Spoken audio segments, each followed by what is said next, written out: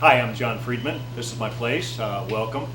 I started collecting Breweriana in 1981. How I got started? Well, from my father. He had a bar, American Legion Hall, back in the 1950s. And some of my earliest memories were going with him, getting kegs, shifting kegs, going to beer stores, and getting cans and whatever for the bar. So I guess that was kind of ingrained in me from early on. My focus is two things. I started with neon, but the problem with neon is that you can't really hang them indoors. They're just too bright. Everything you see here is on dimmers, okay? And it takes a little while to, to work that out as far as the right, whatever, but you can't have a lot of neon indoors. So, but I had a couple animated, and I said, the animated are actually better for an indoor environment, so I started collecting animated. And between 1981 and 1990, I was really heavy. And there's a certain pattern to collecting, okay? And when you first start, you got to get everything, okay? Everyone that exists, all right? And then you realize once your bank account's drained and your wife is giving you the snake eye or whatever, you got to start focusing on what you collect, okay? You can't have everything, so then you got to start, really focusing on what you want. And then you start trading, upgrading your collection. Talked to my wife and said, we really got to build a bar. This whole space was unfinished, and she goes, yeah, you should have a bar. I mean, you got beer signs, they're all in boxes. Nobody's ever seen them. And, we got to hang them, let's display them. Let's build a bar, okay.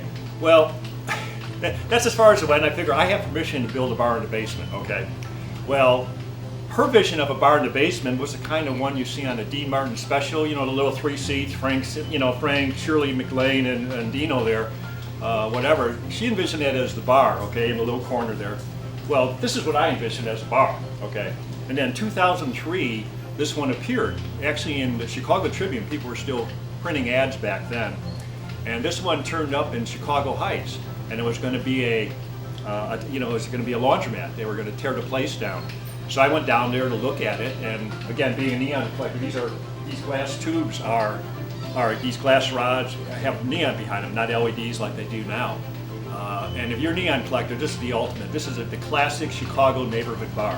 Well, America as it relates to beer and working class people drinking beer. I mean, yeah, and again, this is Midwest, a very strong German population in the day, Polish population, Slovak population, they were all big beer drinkers. I mean, that's where some of our best beers come from. Probably the most telling example of that is this sign behind me, Real Beer. We just actually recently restored it. There was one break that had to be fixed.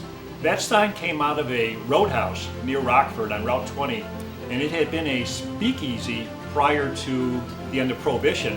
And then at Prohibition, they wanted to advertise that they had real beer as opposed to bathtub beer or whatever they were pouring back then. So this sign was placed there.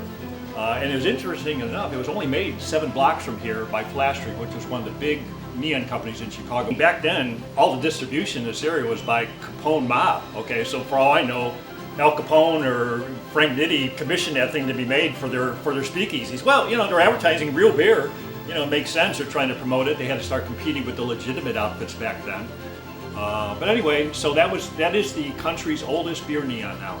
1933. It's the only time it would have made sense to actually have it hanging in a window.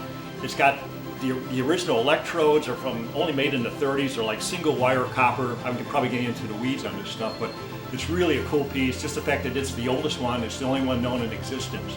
Okay, but I think that really typical of the kind of working class and Prohibition. Obviously, we all have a story about people really wanted their beer, so they repealed Prohibition.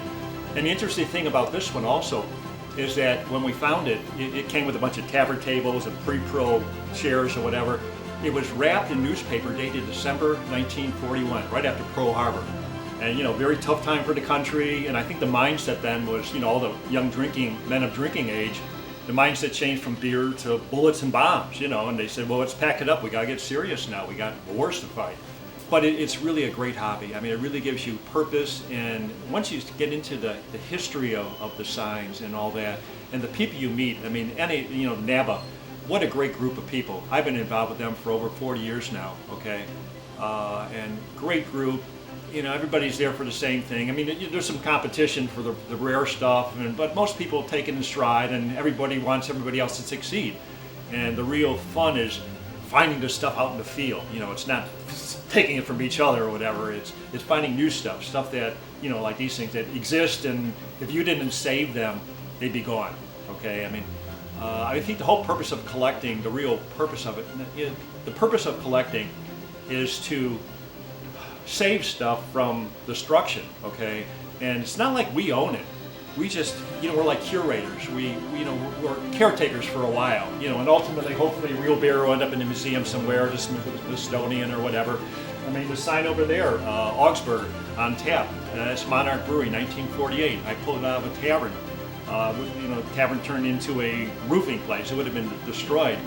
The stuff you buy on eBay, then you're just competing. It's just dollars and cents. That doesn't hold any real value for me. It's the ones where I had to go into the basement and go through 5 different sources to get it, and then the rumored ones where you drive, and I would used to drive 500 miles to go when I heard of something. The stories are that's the real part of it, like the real beer. When I heard about the whole story and the thing wrapped in paper and not been put away after when the war started, I even get choked up thinking about it. But that's the real thing about collecting, when it's the quest to find it. Okay, especially ones you've heard about but you've never seen.